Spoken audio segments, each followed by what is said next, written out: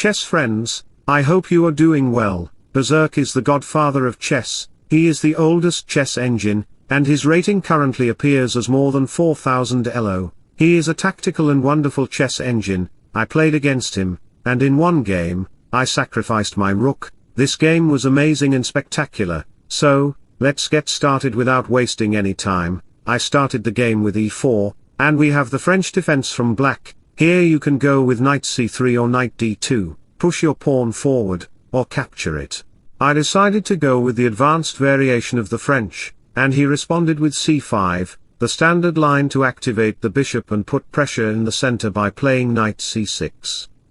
Another knight can eventually maneuver to f5, and along with the queen's move to b6, it can create pressure on the center and the b2 pawn. Alright, we have c3, and the knight goes to f3. In this position, many chess players are tempted to consider queen b6, putting pressure on the d4 pawn, but you can just ignore that pawn and consider bishop d3. After central exchanges, black might become greedy and capture the pawn on d4, thinking it is a free pawn, but you know what?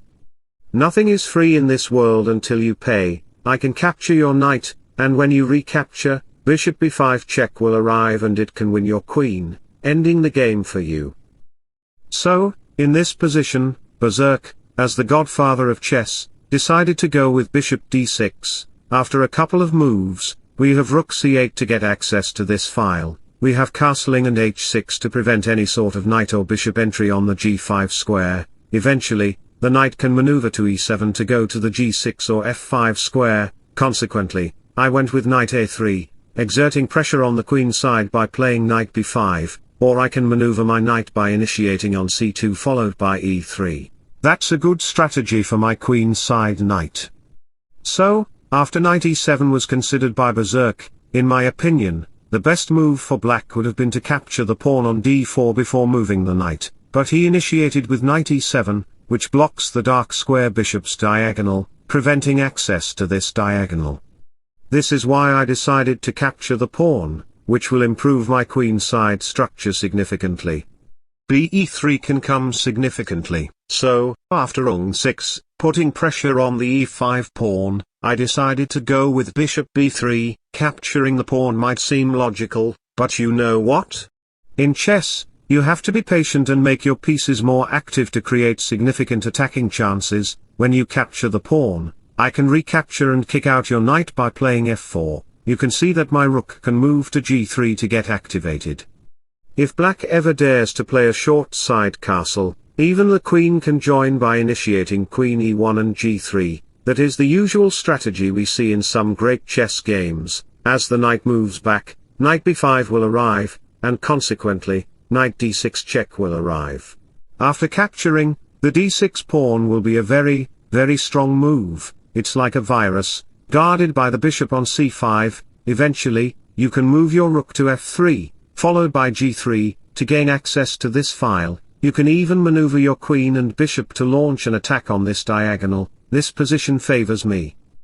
So, returning to the position, we observed that black is not concerned with capturing the pawn. Instead, he goes with a6.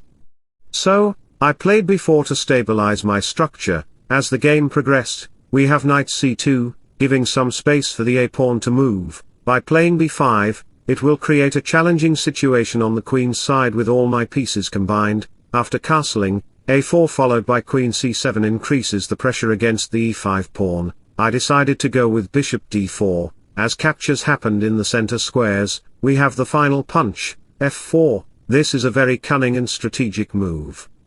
This move hinders the rook from coming to f3 and then to g3, creating significant pressure along this file, where the queen can bring an avalanche to the king side as well. Queen d3 is also good to activate herself on this diagonal. Along with bishop d4, the knight can come to e3 followed by g4 to create significant damage to the pawn and control over the center. That is my strategy, my pieces, forces, and attack plan. So, as the knight retreats, Berserk played rook a8.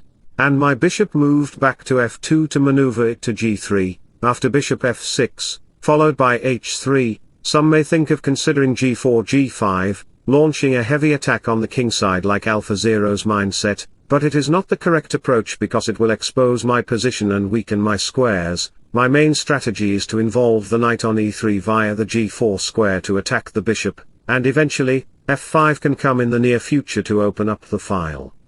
After rook e8 and knight e3, some may be tempted to capture the pawn on f4 since it becomes unguarded, but you know what?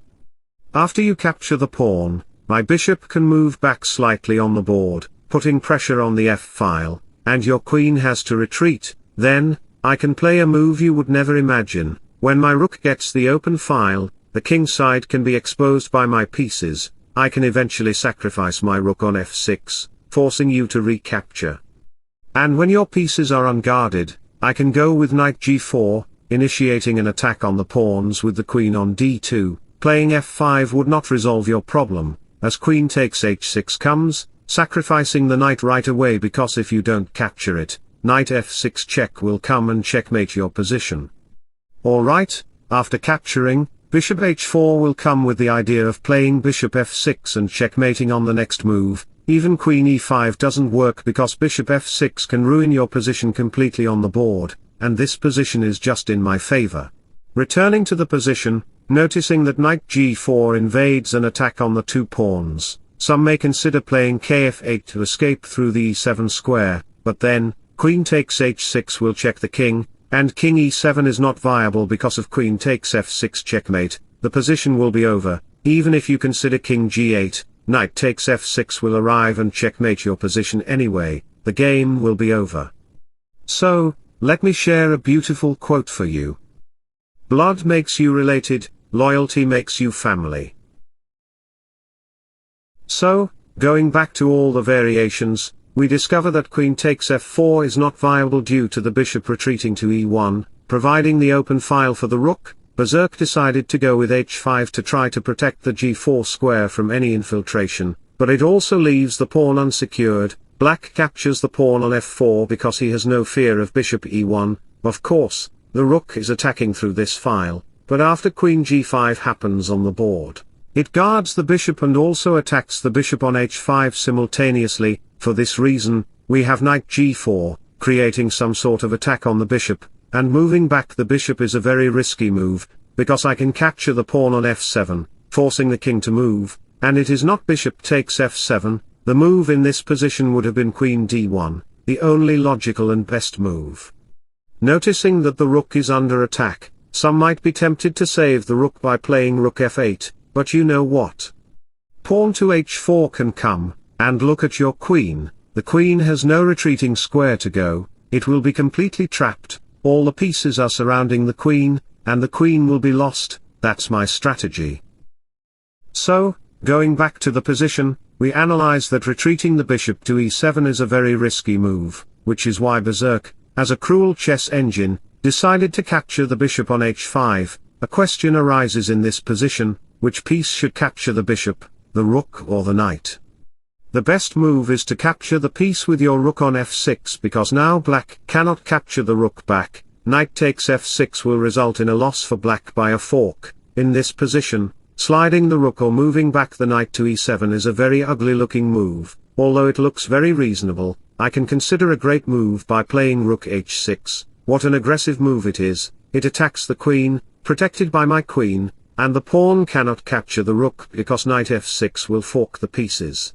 And the game will be over for you. For instance, if black dares to consider queen f5, then bishop h4 will come to attack the knight. Still, you cannot capture the rook because knight takes g4 can still come, which can fork your two pieces, and that will end your strategy. So, as the knight moves away from being attacked by the bishop and protecting the h8 square, rook f1 can come on the board to get access to this file, leaving the queen on e4. Then a brilliant move occurs on f6, sacrificing the knight right away. You have to capture it, you have no other choice, and after bishop takes f6, it becomes evident that rook takes f8 can lead to a checkmate in a few moves after eliminating this vulnerable knight, and it is a completely good choice because queen g5 can come, pinning down the knight and threatening to checkmate you by playing rook h8. What a beautiful checkmating sequence it is. If you are enjoying my content, then please like my video. I will be very happy with your likes. Going back to the position, we discovered that playing any normal move seems logical, but you have to go deeper and play the correct move. Berserk here played King f8, threatening to capture the rook on f6, and knight e7 can come eventually on the board to protect his position. I didn't move back my rook because knight e7 can come and eliminate my knight on g4. I don't want to lose my attacking chances and potential attacks, which is why I decided to go with bishop f2, sacrificing the rook to initiate an attack by playing knight takes f6. The queen is under attack, and some of you might be tempted to consider queen f5, but you know what? The king's position is in terrible condition. I can invade the king by playing queen h6 check, forcing the king to move, and bishop h4 will come, and look at my aggressive move. Have you ever seen such a move in your games? The bishop is making a discovered check to the black king, creating a completely untenable position for you. You have no good moves left. Even if you move your king back, I can initiate a check by playing knight takes e8. The king has no other choice but to run. You cannot capture the knight because queen h8 will lead to a checkmate. The game is just over for you.